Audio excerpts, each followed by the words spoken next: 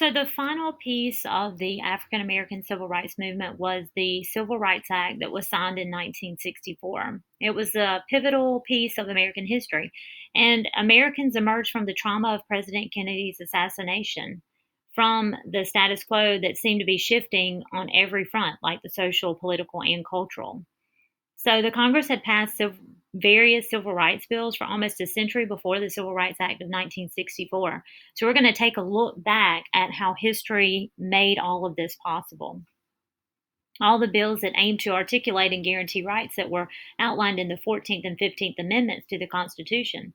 These passed just after the Civil War and aimed to ensure equal protection under the law and protect the right to vote for African Americans. They generally failed because they had loopholes and enforcement was left to state and local officials.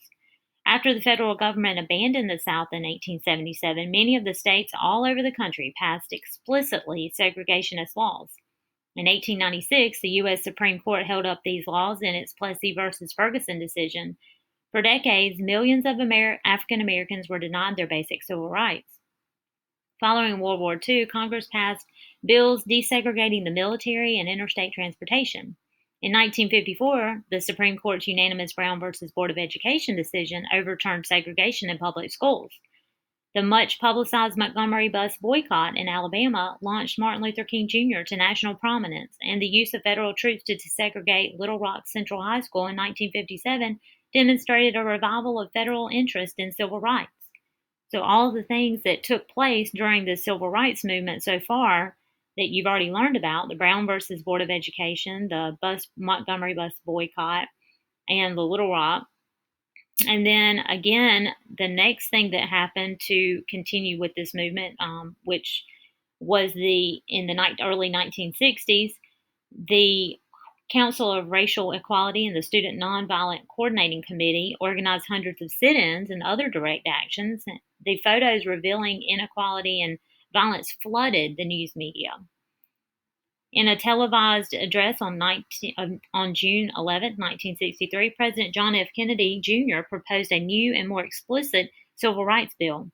After Kennedy's assassination, President Lyndon B. Johnson continued to lobby for the bill in Congress, where a cohort of key segregationist senators from the South filibustered for 75 days to stop it. That means that those senators kept debating the topic so that it would delay any decision to be made, and they did that for 75 days. They relented in June 1964 at the start of Freedom Summer, and Johnson ultimately signed it into law on July 2, 1964. Although the strengthened and supplemented the subsequent years, the Civil Rights Act of 1964 officially made racial discrimination and segregation illegal. President Lyndon B. Johnson signed the Civil Rights Act in 1964, and it was a landmark civil rights and U.S. labor law in the United States that outlined and caused outlaws discrimination based on race, color, religion, sex, and national origin. This document was the most sweeping civil rights legislation since Reconstruction. Its impact and legacy is still prevalent, as it is often studied and referenced in the American judicial system still. Let's take a look as President Lyndon B. Johnson signs this bill of 1964. 5 hours after the House passes the measure, the Civil Rights Act of 1964 is signed at the White House by President Johnson. Before an audience of legislators and civil rights leaders who had labored long and hard for passage of the bill, President Johnson calls for all Americans to back what he calls a turning point in history. This Civil Rights Act is a challenge to all of us to go to work in our communities and our states, in our homes and in our hearts, to eliminate the last vestiges of injustice in our beloved country.